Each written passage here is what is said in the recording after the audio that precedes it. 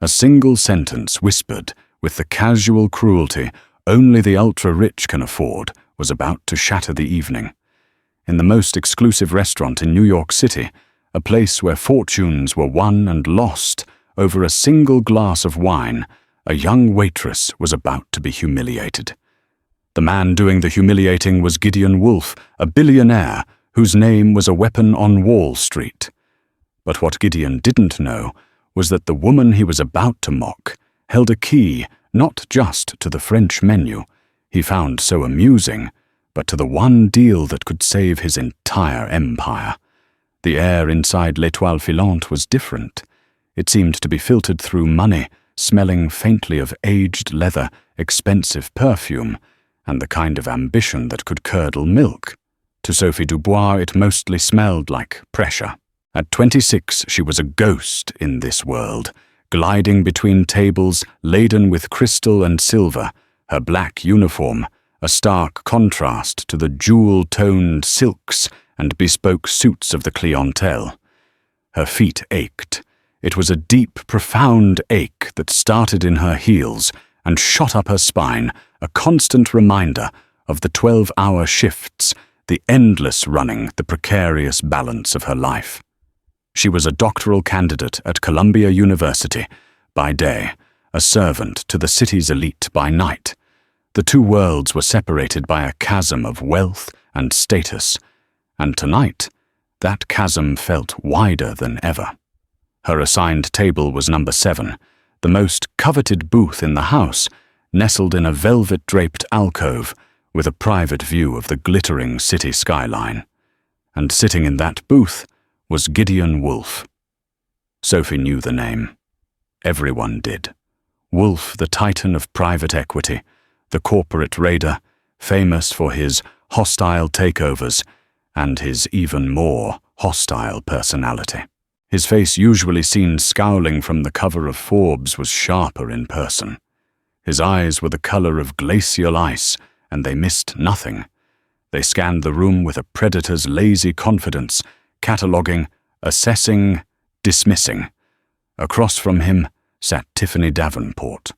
She was exactly the kind of woman one expected to see with Gideon Wolfe, impossibly thin, draped in a dress that cost more than Sophie's annual tuition, with diamonds glittering at her throat and wrists.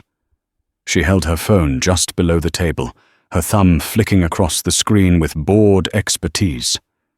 Sophie approached with practiced calm, her notepad held like a shield. "Good evening. Welcome to L'Étoile Filante. May I begin with some water for the table we have still, or sparkling?" Gideon didn't even look at her. He waved a dismissive hand. "Sparkling. And bring the wine list, the real one." The implication was clear. Don't bring the cheap stuff. Sophie nodded, her face a mask of professional neutrality. She returned with the water and a leather-bound tome that was the restaurant's wine Bible. Tiffany finally looked up from her phone, her lips curled into a perfect pout. "Giddy, this menu is entirely in French. How pretentious." Gideon smirked, a flash of white teeth in his tanned face. "It's not pretentious, my dear. It's authentic. It separates the wheat from the chaff." He looked directly at Sophie, a challenge in his eyes. "You agree, don't you?" Sophie felt a familiar knot tighten in her stomach. It was a test. It was always a test with men like him. "The chef believes it preserves the integrity of the classic dishes, sir." "The chef," Gideon repeated, savoring the word as if it were a joke. He leaned back, tapping a manicured finger on the menu. "All right then. Let's see. Tiffany, you want the scallops, don't you? Let's find them for you." He scanned the page, his brow furrowed in mock concentration. Then he looked at Sophie. "Help my girlfriend out. She's a little lost. Point her to the scallops." Sophie's training screamed at her to just point, to be subservient, to be invisible. But something in his condescending tone pricked at a part of her she usually kept locked away. "Of course," Sophie said, her voice even. She didn't point. Are you referring to the coquille Saint-Jacques poêlée, purée de panais, et sauce vierge, or perhaps the carpaccio? Gideon's smirk faltered for a fraction of a second. He hadn't expected a full sentence. Tiffany, however, was less impressed. What did she just say? Tiffany asked, wrinkling her nose. It's just scallops. Why do they have to make it so complicated? She looked at Sophie as if she were a piece of furniture that had suddenly spoken. Then she leaned in towards Gideon, lowering her voice to a stage whisper that was perfectly audible in the quiet alcove. Honestly, Gideon, I doubt she can even read this herself. They probably just make them memorize a few of the popular items. The words hung in the air heavy and sharp. Humiliation, hot and swift, washed over Sophie. It was the casual dismissal, the assumption of her ignorance that cut the deepest. It wasn't just about her. It was a judgment on her uniform, her station, her very existence in their gilded world. Gideon Wolfe let the silence stretch, enjoying it. He watched Sophie's face, waiting for her to crumble. He saw a flicker of hurt in her eyes, and it fueled his sense of power. He chuckled a low, cruel sound. "Well, she's right, isn't she?" he said, finally turning his icy gaze back to Sophie. "It's a lot of fancy words for a simple dish. Must be tough." Sophie's hands, hidden behind her back, clenched into fists. Her knuckles were white. The noise of the restaurant faded away. The clinking of glasses, the murmur of conversations, the soft music, it all disappeared. All she could hear was Tiffany's whisper echoing in her head. She can't even read the menu. Every late night in the library, every sacrificed weekend, every ounce of passion she had poured into her studies, it all rose up in her chest like a tidal wave. The ache in her feet was gone, replaced by a surge of pure, unadulterated adrenaline. She had two choices: absorb the humiliation retreat and let them win, or she could unleash the part of herself she kept hidden beneath the apron and the polite smiles. She could show them who Sophie Dubois really was. She took a slow, deliberate breath. She looked not at Tiffany, but directly into the cold, arrogant eyes of Gideon Wolfe, and she made her choice. Sophie's posture changed. It was a subtle shift, but in the hyper-aware world of power dynamics that Gideon Wolfe inhabited, it was as loud as a gunshot. Her spine straightened. Her chin lifted a fraction of a degree. The weary subservience in her eyes was replaced by a clear, focused light. She didn't raise her voice. She didn't have to. The quality of it was enough. It was lower now, richer, and the faint, all-purpose American accent she used for service had vanished, replaced by the crisp, perfectly modulated tones of an educated Parisian. "Monsieur," she began, her gaze unwavering from Gideon's. "To suggest I cannot read this menu is an understandable, if regrettable, assumption based on my current attire. However, since you've expressed an interest in its authenticity, allow me to clarify a few points." Gideon's smirk froze on his face. Tiffany blinked her perfectly mascaraed eyelashes, fluttering in confusion. "The menu is not merely in French," Sophie continued, her voice weaving a spell in the quiet alcove. "It is written in a very specific, slightly antiquated culinary French that pays homage to Auguste Escoffier, the chef who codified the 5 mother sauces and modernized the French kitchen in the early 20th century. For example, your girlfriend's scallops." She gestured gracefully towards the menu, her fingers not quite touching the expensive cardstock. "The coquille Saint-Jacques, poêlée purée de panais, et sauce vierge. It's not just scallops. It describes a very precise preparation. The poêlées tells us they are poncered, not grilled or baked. The purée of panais or parsnip is a classic winter pairing chosen for its earthy sweetness to counterbalance the brininess of the scallop. And the sauce vierge, literally virgin sauce, is not a cream-based sauce as many assume. It's an uncooked vinaigrette of olive oil, lemon juice, chopped tomatoes, and basil.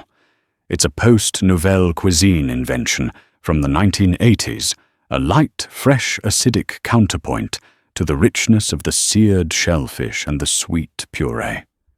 So you see, it's not just a description. It's a story of culinary evolution on a single line. Silence. Thick, profound silence. Gideon Wolfe, a man who silenced boardrooms with a single word, was utterly speechless. His mouth was slightly agape.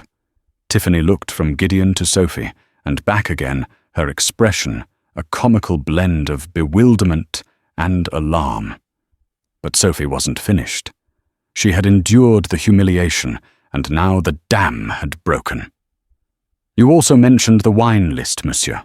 The real one." A ghost of a smile touched her lips, but it wasn't friendly. It was academic. "Are you perhaps in the mood for a Burgundy? If so, I would caution against pairing a powerful red like a Gevrey Chambertin with the delicate scallops. However, a white, perhaps a Meursault from the Côte de Beaune, would be an exceptional choice.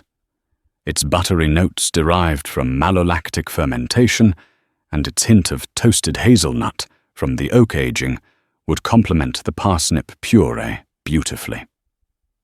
We have a 2014 Domaine Rouleau that is drinking exceptionally well right now. The vintage had a cool summer leading to a higher acidity that would cut through the richness of the dish perfectly.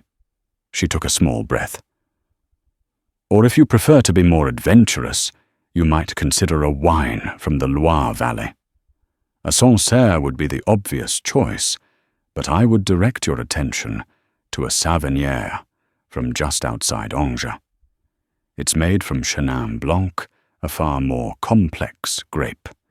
It has the acidity of a Sauvignon Blanc, but with added notes of quince chamomile and a distinct minerality, what the French call goût de pierre à fusil, the taste of flint. It would elevate the dish from merely excellent to something truly memorable. She paused, letting her words settle in the stunned air. The manager, Mr. Peterson, had been alerted by the hostess that something was amiss at table 7. He was now standing a few feet away, his face pale, having heard the last 30 seconds of Sophie's dissertation. He looked like he was about to have a heart attack. Sophie finally turned her gaze to Tiffany, who was staring at her as if she'd just sprouted a second head.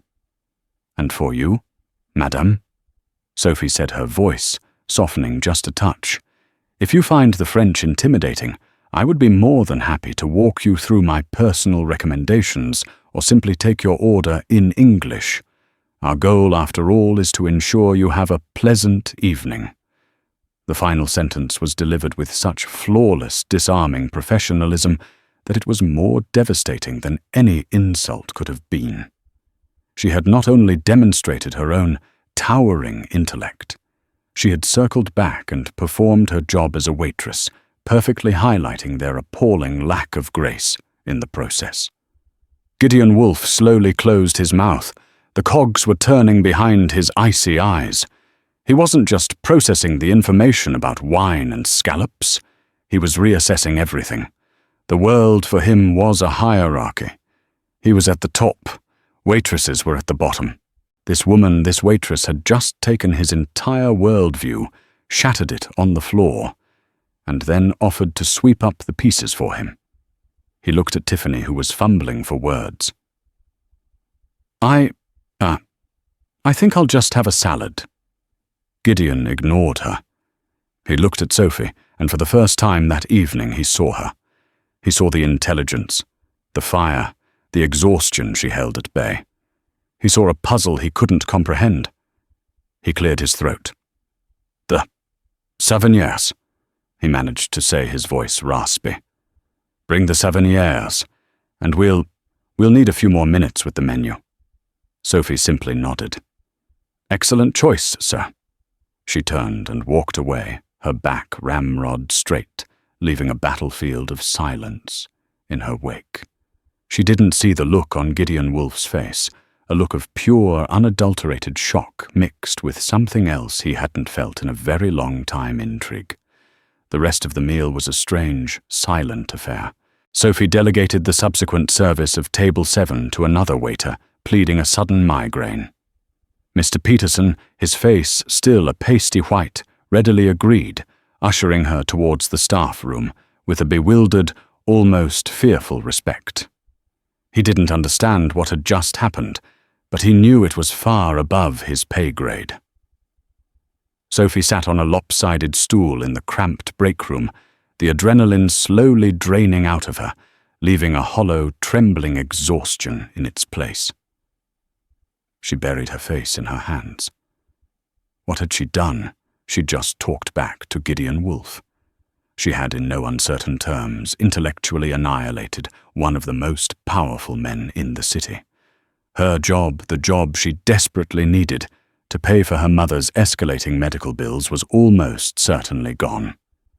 She could picture the scene now, Mr. Peterson wringing his hands, apologizing profusely to Mr. Wolfe. Mr. Wolfe, with a flick of his wrist, would have her fired, probably blacklisted from every high-end restaurant in Manhattan. The thought sent a fresh wave of nausea through her. And yet, beneath the fear, a small, stubborn ember of satisfaction glowed. She hadn't crumbled. She had stood her ground. For one brief, terrifying moment, she had refused to be invisible. She had used her knowledge, the one thing that was truly hers, earned through thousands of hours of relentless study, as a weapon and a shield.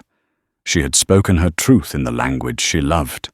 The memory of the shock on Gideon Wolfe's face was a small, bitter victory, but a victory nonetheless.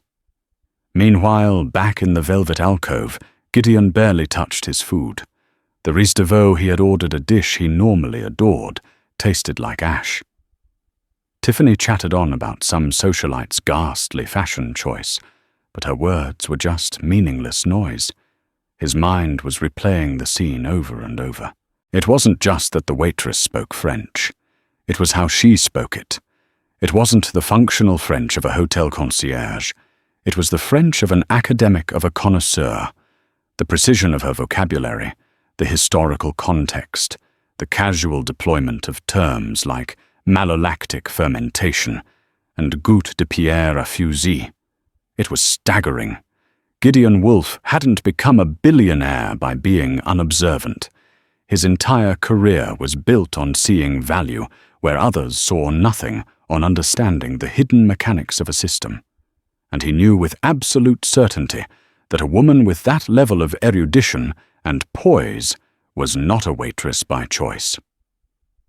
There was a story there, a massive, glaring inconsistency. And inconsistencies were Gideon's specialty. He was a man who dealt in facts, in assets, in predictable human behaviors like greed and fear. This woman operated on a different plane entirely. She had responded to his crude display of power, not with fear or anger, but with a confident, overwhelming display of intellect. She hadn't just won the battle, she had revealed that he was fighting in the wrong war. Tiffany's voice finally pierced his reverie. "Giddy, are you even listening to me? My God, you've been quiet ever since that rude waitress went on her little rant." She wasn't rude, Gideon said, his voice flat. She was precise. She was a show-off, Tiffany sniffed. Probably learned it all from a YouTube video to get bigger tips. Gideon looked at Tiffany, and for the first time, he saw her with a blinding, painful clarity. He saw the profound, cavernous emptiness behind her perfectly made-up eyes. Her insult wasn't just wrong, it was pathetic. It was the desperate jab of someone who knew on some level that they had just been in the presence of something far superior and had no tools to comprehend it. The meal ended. Gideon paid the exorbitant bill in cash, his mind working furiously. When the new waiter brought the receipt for him to sign, Gideon waved him away. He pulled a thick, heavy business card from a silver case in his jacket. On it was just his name, Gideon Wolfe, and a private cell number. No company logo, no title. It was a card that screamed power precisely because of its simplicity. With a gold pen, he wrote a short message on the back. He paused, then placed the card and 5 crisp $100 bills on the small black tray. "See that this gets to the waitress who took our initial order," he instructed the waiter. "The woman who knew about the wines, and only her." The waiter nodded, eyes wide at the size of the tip. A few minutes later, as Sophie was changing out of her uniform, her hands still shaking slightly, Mr. Peterson knocked on the door. He didn't look angry. He looked perplexed. "Sophie," he said, holding out the small black tray. "This is for you, from table 7. Sophie stared at the $500. It was more than she made in 2 grueling shifts. It was enough to cover her mother's new prescription. But it was the card that drew her eye. She picked it up. Gideon Wolfe. She flipped it over. The handwriting was sharp, angular, and decisive. "I was wrong. I would like to apologize properly. Please call me." Sophie sank back onto the stool, the card feeling impossibly heavy in her hand. This wasn't what she had expected. It wasn't a pink slip. It was an invitation. An apology from a man like Gideon Wolfe was rarer than a flawless diamond, and far more dangerous. She knew she should throw the card away. She should take the money, be grateful she still had a job, and never ever think about Gideon Wolfe again. Contacting him would be stepping into his world, a world of power and manipulation she couldn't possibly navigate. But as she stared at his name, the ember of satisfaction within her flickered brighter. He had acknowledged his mistake. He had, in his own way, admitted defeat. And the academic in her, the part that was driven by an insatiable curiosity, was intrigued. What did a man like that want from a woman like her? The card was a puzzle. And Sophie Dubois had never been able to resist a puzzle. The next morning, the glamour of L'Étoile Filante felt like a fever dream. Sophie's reality was the stale, scholarly scent of the Butler Library at Columbia University. Here she wasn't a waitress. She was a doctoral candidate in historical linguistics, a world away from pan-seared scallops and vintage wines. Her dissertation wasn't just about French. It was about the very specific evolution of the langue d'oil in the 12th century, and how the introduction of new trade goods documented in early merchant ledgers created new linguistic forms. It was esoteric, deeply academic, and the only thing she was more passionate about than her mother. Her office was a small, windowless carrel filled with towering stacks of books. Titles like The Phonological History of Old French and Sociolinguistics of Medieval European Markets were piled high. This was her sanctuary. Here her knowledge wasn't a party trick or a weapon. It was a craft. She sat staring at a facsimile of a 13th century manuscript, but the intricate Latin script blurred before her eyes. Gideon Wolfe's business card was lying next to her keyboard, a stark white rectangle in her world of aging parchment and academic dust. I was wrong. The words were a balm on the wound of yesterday's humiliation, but they were also a hook. Men like Wolfe didn't apologize out of altruism. An apology from him was an investment, a strategic move. He wanted something. The question was what her phone buzzed, pulling her from her thoughts. The caller ID read, Green Pastures Nursing Home. Her heart seized the familiar dread washing over her. Hi, this is Sophie. Sophie, darling, it's Anya Petrova. Relief washed over her. Professor Petrova wasn't just her doctoral advisor. She was her mentor, her academic mother, and one of the few people who knew the full truth of her situation. Anya was a force of nature, a Russian émigré who had become one of the world's leading philologists with a mind as sharp as a shard of glass and a heart as big as the Siberian plains she'd left behind. Anya, hello. Is everything all right? Everything is fine with me, my dear girl. The question is everything all right with you? I just stopped by to see your mother. She's in good spirits, but the facility administrator pulled me aside. They said the payment for this month is late." Sophie closed her eyes, the shame a physical weight. "I know, I'm sorry. I thought I'd have it by the 1st. The last paycheck was smaller than I expected." She didn't mention that it was because she'd taken 2 unpaid days off to help her mother move into the facility. Her mother Eleanor had been a vibrant history teacher before the aggressive onset of early-onset Alzheimer's. In 6 short months, she had gone from grading papers to not recognizing her own daughter. The cost of her care at a reputable facility was astronomical, a ravenous beast that devoured every penny Sophie earned. Her father had passed away years ago, leaving them with little more than a mortgaged house and a mountain of books. The grant that had supported Sophie's PhD had run out. The waitressing job, once a way to earn extra money, had become her lifeline. "Sophie, you cannot carry this alone." Anya said, her voice firm but kind. "You are one of the most brilliant students I have ever had. Your dissertation is groundbreaking. You cannot let this financial pressure derail you. Have you looked into any emergency university funds? Or perhaps a loan?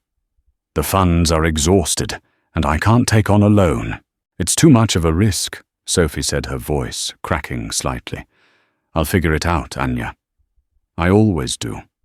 "Stubborn girl." Anya sighed, but there was affection in the words. "Like your mother. Just be careful. This city can eat people like you alive." They ended the call and Sophie stared at the business card again. $500. That was the tip. A casual, thoughtless gesture for him. For her, it was a week of her mother's care. It was medicine. It was time. And then there was the apology. The offer to talk. What if this wasn't about a date or some kind of bizarre romantic pursuit? Men like Wolf dealt in assets. He had seen something in her, an asset, her knowledge. What if he wanted to hire her for what she couldn't imagine? Translating consulting. It was a wild, desperate thought, but her situation was wild and desperate.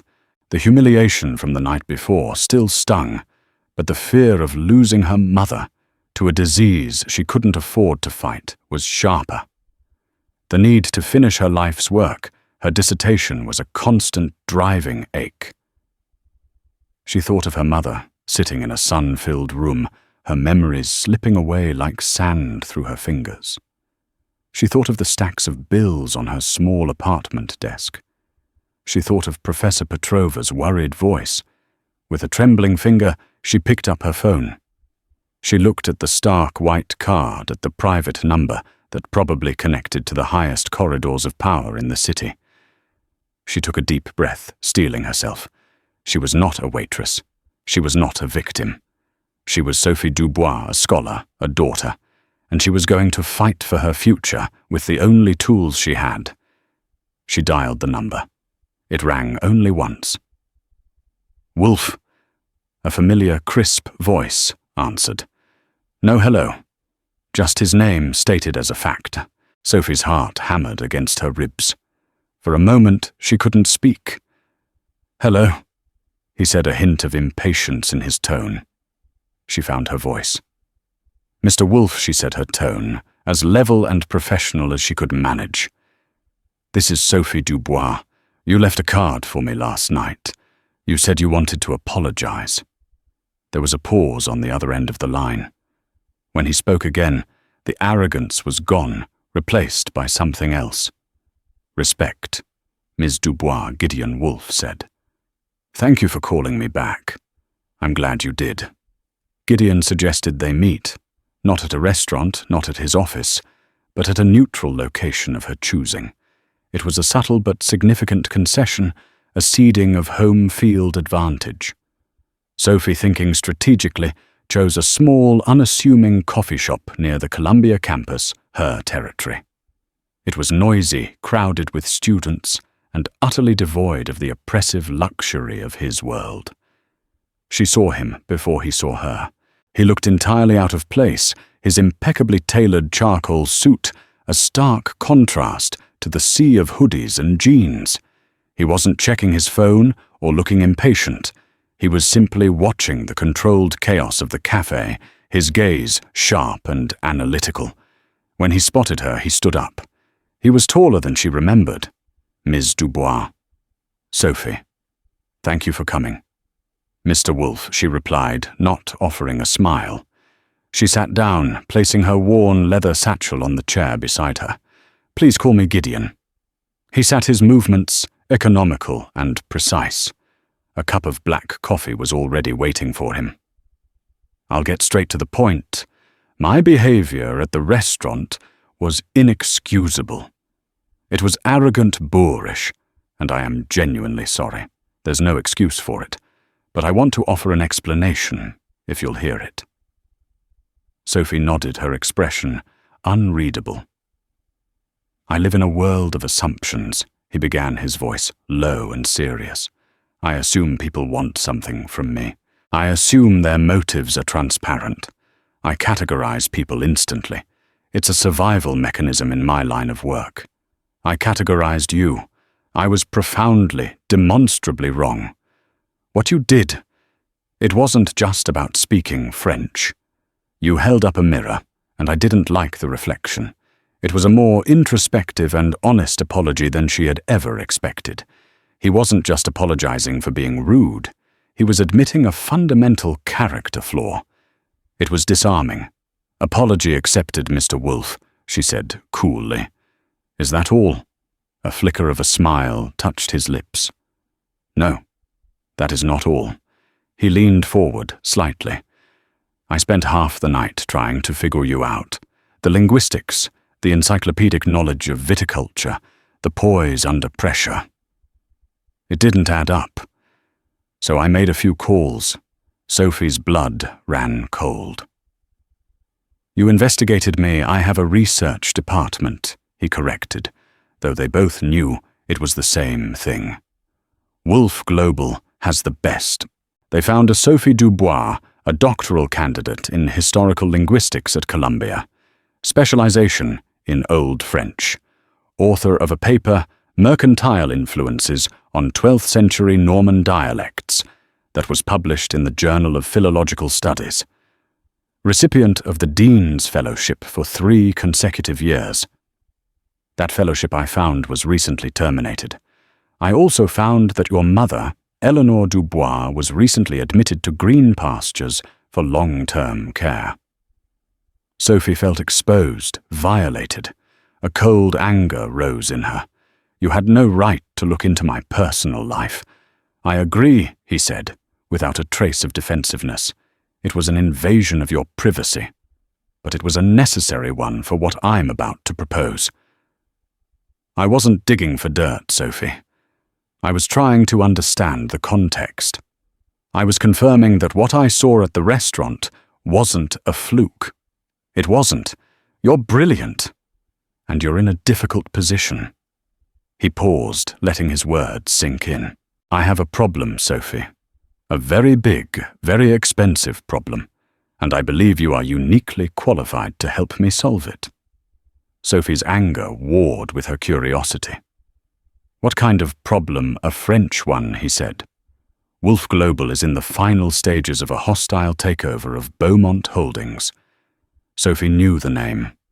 Beaumont was one of the oldest and most prestigious luxury goods conglomerates in France. They owned heritage perfume houses, ancient vineyards, and artisan leather workshops. It's the biggest deal of my career, Gideon continued, his voice tight with intensity. But it's stalling. We've hit a wall, and it's not financial. It's cultural. The CEO, Conrad Beaumont, is old guard French. He's running circles around my legal team. He communicates in subtleties, in historical allusions, in cultural references that they completely miss. Our translators give us the literal meaning of his words, but they don't give us the intent. He's using his culture, his language as a weapon, and he's winning. Suddenly it all clicked into place. The apology, the research, this meeting. You want to hire me? Sophie stated it wasn't a question. I don't want to hire you as a translator, Gideon said, shaking his head. I have dozens of those. I want to hire you as a strategist, a cultural interpreter. I need someone who doesn't just understand the language, but understands the soul behind it. Someone who knows the history, the pride, the intricate dance of French business etiquette. I need you to be in the room to listen to what's not being said. I need you to read the menu, so to speak. The irony was not lost on her. He was offering her a job based on the very skill set he had mocked just 2 nights ago. The final round of negotiations is in 10 days. In Paris, he said, I will pay you a consulting fee of $200,000 for 1 week of your time. Sophie's breath caught in her throat. $200,000. It was a fantasy number. It would pay for her mother's care for years. It would allow her to quit her job at the restaurant, finish her dissertation without the crushing weight of debt, and secure her future. It was a life-altering amount of money. But it came at a price. Working for him. Stepping into his ruthless world, a world of hostile takeovers and corporate raiders. She looked at him, really looked at him. He wasn't the same man from the restaurant. The arrogance was still there, but it was tempered by a new respect. He wasn't asking for a favor. He was making a business proposition. He needed her expertise. He was acknowledging her value. I have terms, she said, her voice stronger than she felt. Gideon leaned back, a genuine smile finally reaching his eyes. I would expect nothing less. First, Sophie began counting on her fingers. I am a consultant, not an employee. I will have a formal contract reviewed by my own legal counsel. She'd ask Professor Petrova for a recommendation. Second, my analysis and opinions are to be delivered directly to you. I will not report to a committee of your lawyers who will then filter my findings. Third, beyond the scope of this project, you will make no further attempts to look into my personal life. My privacy is not for sale. She took a breath, locking his gaze. And fourth, you will fund the Eleanor Dubois Grant for Philological Studies at Columbia University, a $50,000 endowment. In her name. It was an audacious demand, a gamble. But she wasn't just negotiating for money anymore. She was negotiating for respect for her mother's legacy. Gideon stared at her for a long moment. The analytical look was back in his eyes. He was calculating, weighing the costs and benefits.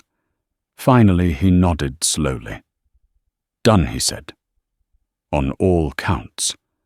My legal team will have a contract drawn up by the end of the day. He extended his hand across the table. Do we have a deal, Ms. Dubois? Sophie looked at his outstretched hand. It was a hand that dismantled companies and built empires. Taking it meant stepping across a threshold into a world she didn't understand, a world that could easily chew her up and spit her out.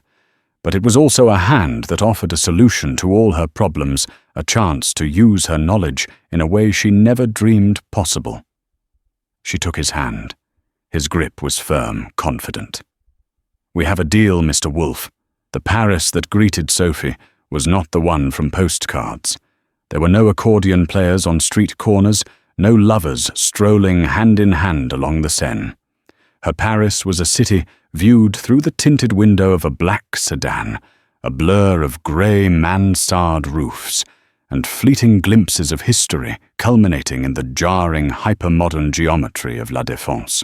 The business district rose from the ground like a collection of glass and steel shards, a sterile fortress designed for global commerce, deliberately separate from the soul of the city, that shimmered in the hazy distance.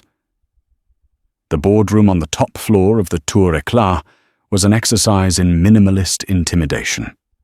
A single colossal mahogany table, polished to a mirror sheen, stretched across the room.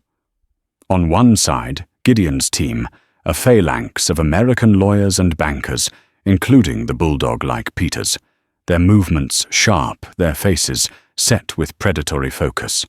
They were sharks in bespoke suits, smelling blood in the water. On the other side sat Conrad Beaumont and his entourage.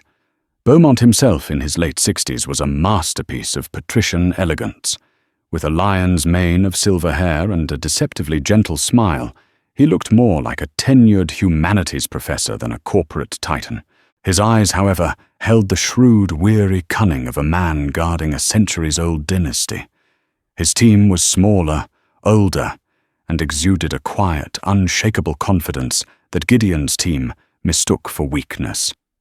For 2 full days, Sophie was a ghost. She sat in a chair set slightly behind Gideon, her official title of linguistic consultant, earning her little more than a flicker of amused curiosity from Conrad Beaumont, and complete indifference from her own side. She filled her notepad with observations, saying nothing, simply watching the 2 corporate cultures collide like tectonic plates. The clash was excruciating. Gideon's team, led by Peters, would launch a salvo of data-driven arguments, citing market valuations, shareholder obligations, and projected growth models. They spoke in the language of numbers, a universal tongue they believed was irrefutable. In response, Conrad Beaumont would not offer a counter-argument. He would offer a story.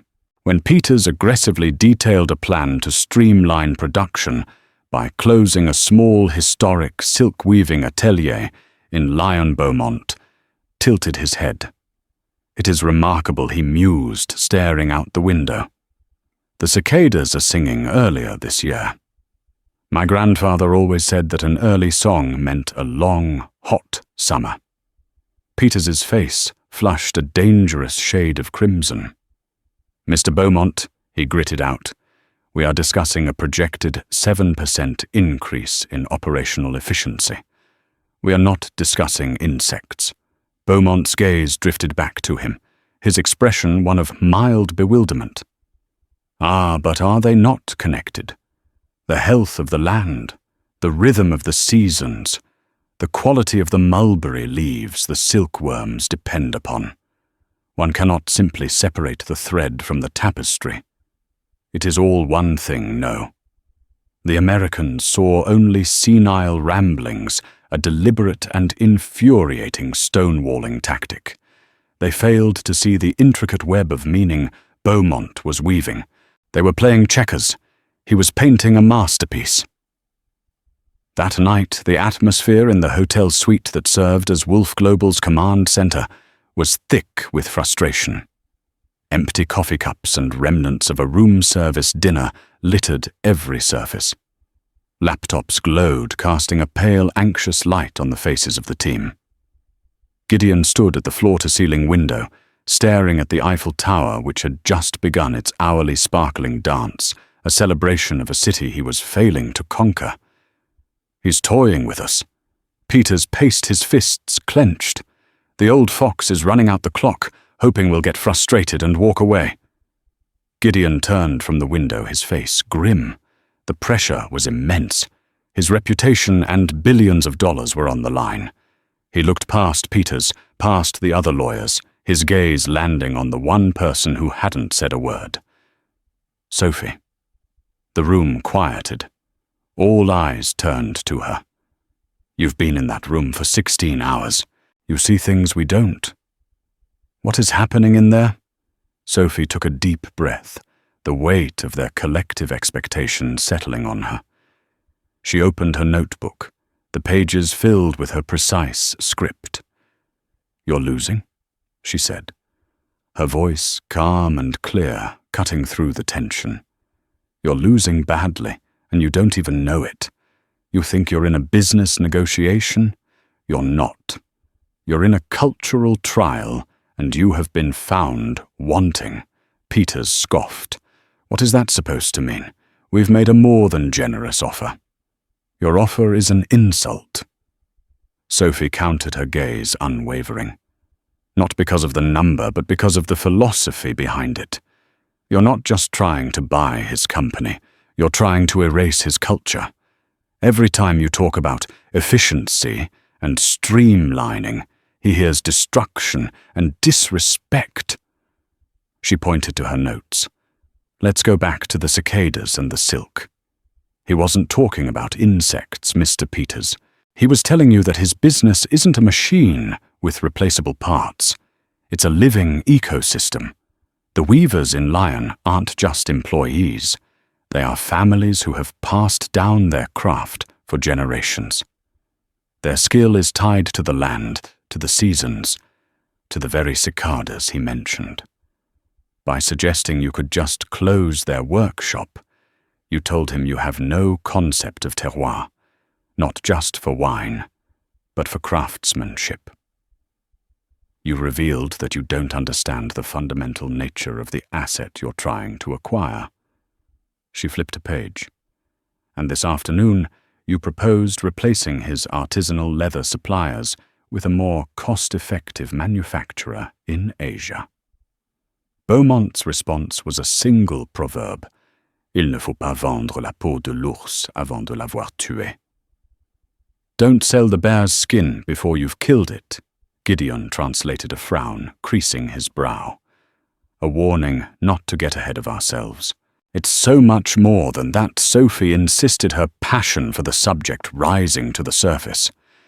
"That proverb is from the fables of La Fontaine.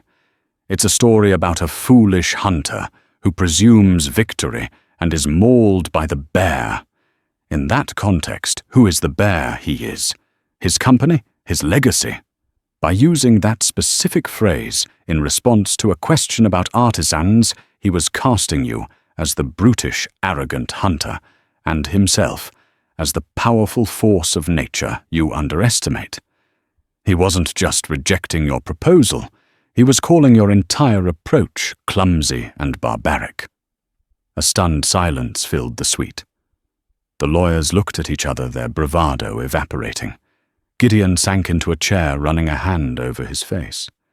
He finally understood. They had been speaking a different language all along, and it had nothing to do with French or English. "He thinks we're barbarians," Gideon said, his voice low. "Worse," Sophie replied softly. "He thinks you're soulless. Conrad Beaumont isn't afraid of losing money. He's a wealthy man. He's terrified of his family's legacy being hollowed out and sold for parts by men who see the price of everything and the value of nothing." Gideon looked up, his eyes locking with hers. The frustration was gone, replaced by a sharp, focused intensity. "Tell me how to fix it." The coaching session lasted until 3 a.m. It was a remarkable role reversal. Sophie, the waitress, became the teacher. Gideon, the billionaire titan, became the student. She corrected his pronunciation, not for accent, but for emphasis. She explained the cultural weight of humility, the power of acknowledging history. She fed him stories, anecdotes, and phrases she had unearthed from Beaumont's company archives and old interviews. He absorbed it all with a desperate, uncharacteristic humility. The next morning, when they walked back into the boardroom, something had shifted. Gideon began not with a financial projection, but with a story. "Monsieur Beaumont," he started his French, measured and respectful. "I was unable to sleep last night. I found myself reading about your great-grandfather, Henri Beaumont, and his response to the phylloxera epidemic in the 1880s. Across the table, Conrad Beaumont's posture changed, his curiosity piqued. He didn't panic. Gideon continued the story, flowing naturally, just as Sophie had coached. He didn't abandon his land. He traveled to America, a place he considered quite wild, and brought back resistant rootstock to save his vines. He used a foreign innovation not to replace his tradition, but to ensure its survival for future generations. He paused, looking Beaumont directly in the eye. That is what I propose, a partnership. To use the strength of my global network to protect the priceless legacy you and your family have built. For the first time in a week, a genuine smile touched Conrad Beaumont's lips. You have been doing your homework, Monsieur Wolfe. Perhaps we have more to discuss than I thought. The final deadlock came over a single clause in the company's original 19th century charter. It was an arcane point about land rights for the families who worked the vineyards, and Gideon's lawyers saw it as a legal nightmare that would impede any future restructuring. Beaumont was adamant the clause was sacrosanct. The original document was brought into the room with the reverence afforded a holy relic. It was laid on the table, a sheet of heavy yellowed parchment, brittle with age, and covered in a spidery faded script. Sophie leaned forward, her heart thrumming. This was not a legal document to her. It was a time capsule. This was her world. Her eyes, trained by years of deciphering ancient texts, scanned the Old French. Then she saw it. A jolt, electric and pure, shot through her. It was a single word nestled in a long, looping sentence. Métayage. Gideon, she whispered, her voice urgent. The lawyers are wrong. They're mistranslating a key term. What do you mean? He hissed back, sensing the shift in her energy. They're reading métayage with its modern definition, which is a specific type of agricultural lease close to sharecropping. They see it as a legal liability, she explained, her mind racing, connecting a decade of study into a single point. But in the Aquitaine dialect of the 1850s, its meaning was broader, more philosophical. It comes from the old French moitié, meaning half. It didn't just mean sharing the crops. It implied a sacred familial partnership, a société between the landowner and the artisan. It meant sharing a destiny. The clause isn't about legal tenancy, it's a moral covenant. Taking a breath, Sophie stood up. The room fell silent. She was no longer a ghost. Monsieur Beaumont, she said, her voice clear and resonant, her French as pure as any in the room. Forgive my interruption, but I have a question regarding Article 12. Beaumont inclined his head, his eyes sharp with intrigue. The central principle of the article rests on the term métayage, she stated. Is it your unwavering position that this term represents a legally binding tenancy in perpetuity, or is it, as I suspect, intended to represent the sacred principle of partage de fruits, a moral partnership where both owner and artisan share in the risks and the rewards as a family, does bound by honor rather than mere law? The effect was profound. Conrad Beaumont stared at Sophie, his mouth slightly agape. He looked at this young woman who had somehow reached back through time and grasped the very soul of his great-grandfather's intent. He slowly pushed his chair back and rose to his feet. "Young lady," he said, his voice thick with an emotion that silenced the room. "In 40 years of business, dealing with bankers and lawyers from all over the world, you are the first person sitting on that side of the table who has understood the heart of this document."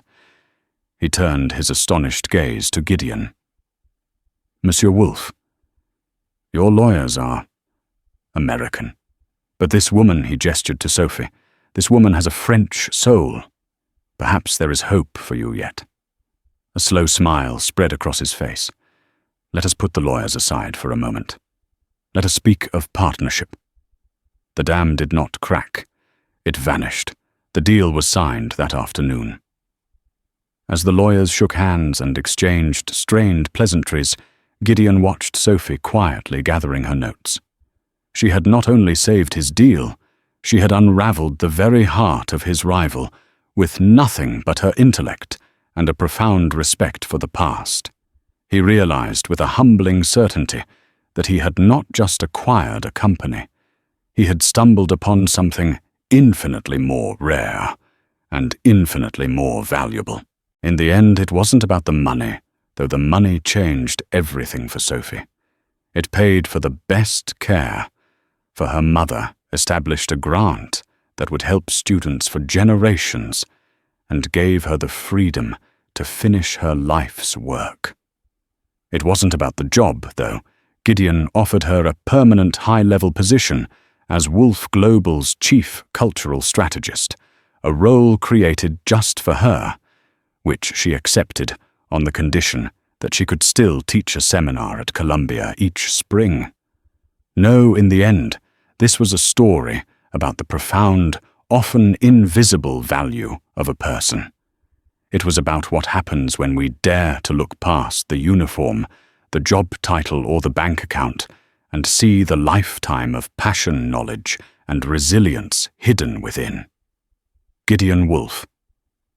A man who thought he could buy the world learned a priceless lesson from a woman he tried to humiliate. The true power isn't about silencing others, but about having the wisdom to listen. And Sophie Dubois, a scholar who was struggling to stay afloat, discovered that her unique brilliance had a place not just in dusty libraries, but in the highest echelons of the modern world. Their story is a powerful reminder that the most extraordinary people can be found in the most ordinary of places, and sometimes the person you underestimate the most is the only one who can show you the way forward. If this story of unexpected triumph and the power of hidden knowledge resonated with you, please show your support by hitting that like button. Share it with someone who appreciates a story where intellect and integrity win the day. And don't forget to subscribe and turn on notifications so you won't miss our next story about the incredible people living right alongside us. Thank you for listening.